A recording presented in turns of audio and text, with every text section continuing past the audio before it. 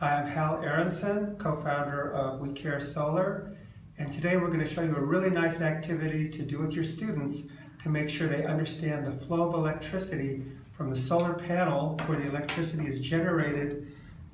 through the charge controller into charging the battery in the main control board.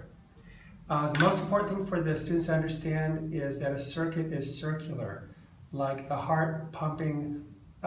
oxygenated blood through the arteries. It goes to the muscles, and then it comes back through the veins back to the heart again. So we start at the solar panel, and the charged up electrons go through the home run cable and enter the main control board, and they go into the solar socket, and solar positive is yellow. It goes through the circuit breaker, the main breaker on the solar side. The breaker makes the connection, and then it goes through the control board and into the solar positive on the charge controller. From there, the charge controller connects the solar positive to the battery positive, and so the electricity exits the charge controller on the battery positive wire, which is red,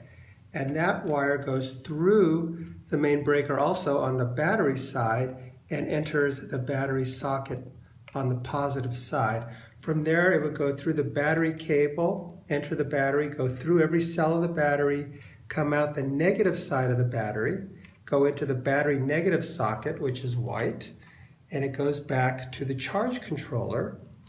and the battery negative, where it connects to the solar negative, and from there, it leaves the charge controller, goes a white wire,